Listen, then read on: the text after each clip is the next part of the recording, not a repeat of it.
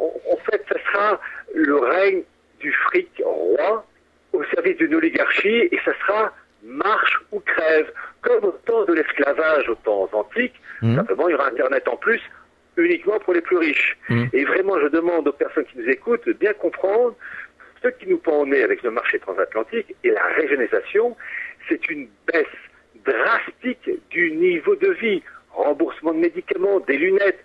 Si vous avez un cancer, si vous avez le diabète, eh bien, ça coûte de l'argent. C'est pas intéressant pour le multinational. Vous savez, les Grecs commencent même, et ils connaissent le sujet. Pourquoi la mortalité en Grèce augmente? Parce qu'ils peuvent plus se soigner, et que pour l'oligarchie mondialiste, on peut se débarrasser de gens qui nous coûtent cher, qui ne servent à rien. C'est vraiment une question de marche ou crève. Et malheureusement, les Français, dans leur immense majorité, n'ont pas compris la chape de plomb destructrice, inhumaine, qui va s'abattre et nous étrangler de plus en plus. On est dans un système pervers, diabolique, carrément, quoi. Oui, pervers, tordu, vicelard, qui est capable en plus de duplicité et de... voilà, donc c'est ça qui me frappe quand même, l'étude du nouvel ordre mondial, mondialisme, de ces acteurs. J'étudie ça depuis des années. Et par exemple, au coup du marché transatlantique, je connais ça depuis 2002. Et donc, il a fallu que ça soit Obama qui lance le truc pour qu'enfin la chose devienne officielle, parce qu'avant, c'était la théorie du complot, après, ça l'est plus.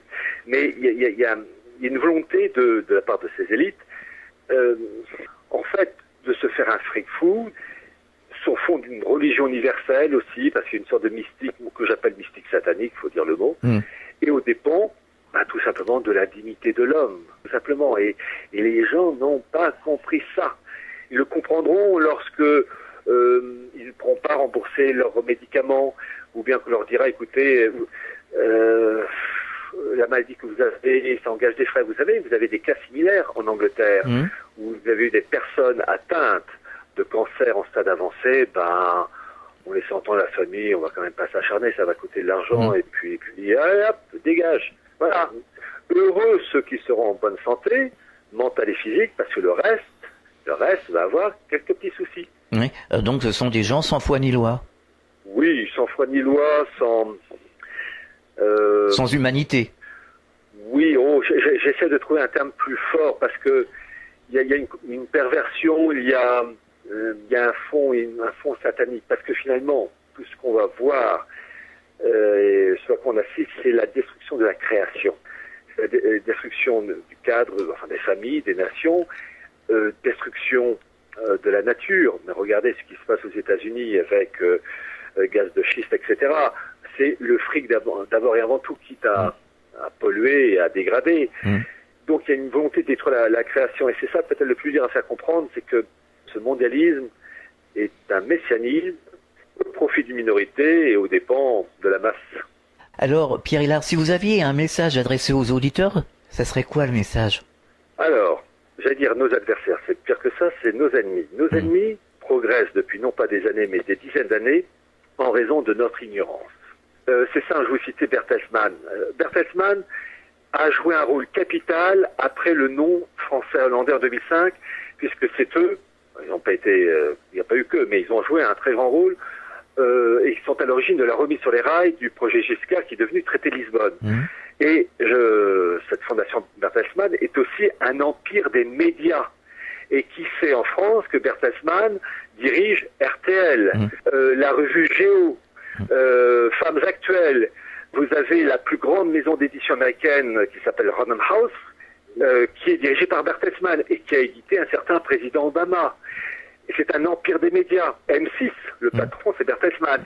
Qui connaît ça en France? Donc, c'est ça qui est terrible. Il y a une ignorance qui fait que les gens croient qu'on peut faire ceci, on peut faire cela, et ils ne se rendent pas compte qu'il y a en face des personnes ou des groupes, des instituts, des clubs qui sont ultra puissants, qui ont d'immenses moyens financiers et qui vont imposer leur vue aux dépens de personnes qui croient, avec leur simple bulletin de citoyens, imposer leur vue. Je veux dire, les pauvres choux, les pauvres petits, donc l'ignorance, vraiment j'insiste là-dessus, il faut avoir une véritable culture politique, historique, philosophiques, religieuses, parce que quand nos politicards, peu importe l'étiquette politique, parce que ce côté-là, ils sont interchangeables, nous disent on va faire ceci, on va faire cela, quand on a une véritable culture politique ou historique, on sait qu'ils mentent. Ils mentent parce qu'ils n'ont plus le pouvoir. Le pouvoir est à Bruxelles, il est à Francfort, il est même au tribunal de Karlsruhe, puisque c'est les juges de Karlsruhe qui déterminent si tel document peut être avalisé par l'Allemagne, de document européen, et donc c'est l'Allemagne qui donne le ton. Parce que dans cette histoire, en fait, il y a un couple germano-anglo-saxon. Enfin bref, tout ça pour dire qu'il y a une ignorance crasse qui fait que les gens se font rouler dans la farine. Les pauvres malheureux qui ont voté en 2012 pour François Hollande, pour le changement, mais c'est à pleurer de naïveté. Ils se sont fait rouler dans la farine et ils n'ont toujours pas compris pourquoi. Parce que ce sont des ignorants. On les a maintenus dans l'ignorance avec des programmes télé complètement débiles depuis, voilà. Et ça ne s'arrange pas d'ailleurs. Au niveau de la télévision, on peut pas dire. Enfin, moi, je regarde pas la télé, parce que c'est impossible. Mais de plus en plus, je m'aperçois que les gens me disent non, j'ai plus la télé, j'écoute plus la radio. C'est incroyable. Oui. Alors, il y a une chose aussi qui joue terriblement en faveur du système et de ces élites oligarques, c'est la nature humaine n'est pas curieuse. La nature humaine, en règle générale, est conventionnelle. Et donc, ce manque de curiosité fait que on va pas chercher. Vous citez Bertelsmann.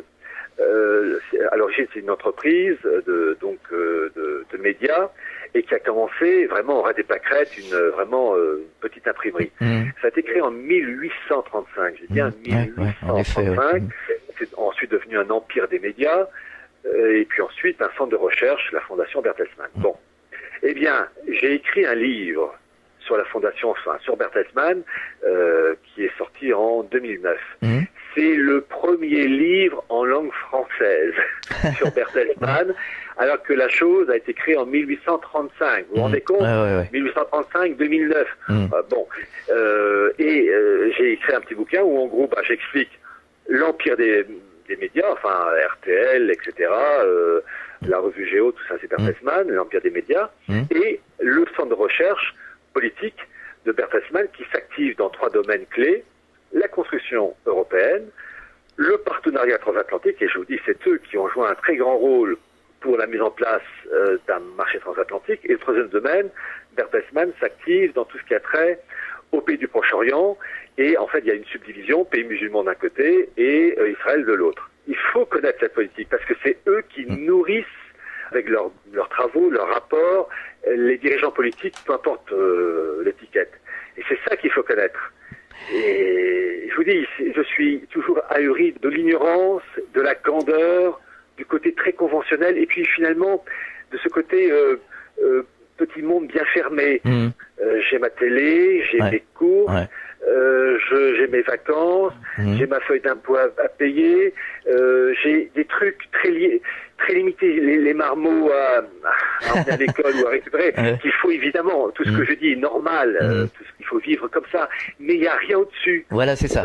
J'ai envie de dire, mais votre petit monde, votre petite bulle, elle ne peut perdurer que si les gens au-dessus de vous donnent toujours leur feu vert. Le jour où ils voudront vous casser la gueule, ils se gêneront pas, ils ne comprendrez pas pourquoi ça part tout d'un coup. Et c'est ça, la masse humaine, et ça je dis la masse, peu importe l'origine sociale au niveau d'études, ils ont une vision limitée, leur petit monde, leurs courses, l'incendie qu'il y a eu dans la ville, la grand-mère qui s'est cassée la figure dans un escalier. Sincèrement, oui, c'est vrai. C'est un monde très limité. C'est un monde très limité. Quand tout d'un coup on leur dit, vous savez, il y a un marché transatlantique de 800 millions de consommateurs qui va se mettre en place et que les multinationales vont avoir le dernier mot, ils vous regardent, quoi, comment? Non, c'est pas possible. Et que, vous savez, le remboursement de médicaments pour vos enfants, un jour vous allez avoir du mal à les rembourser les médicaments parce que ces multinationales vont vous tirer le kiki. Elles vont tomber de nues, ces personnes. On a l'impression qu'on assiste en ce moment à deux mondes parallèles. Les gens qui sont au courant, qui se bougent, qui s'activent, qui ont conscience de plein de choses, et puis les gens qui écoutent, par exemple, TF1 ou France 2, et qui continuent sur leur lancée. Alors, je parle aussi bien du peuple que des politiques, que tout le monde. Alors, il y a les gens conscients d'un côté, et les gens complètement lobotomisés. Oui, et en fait...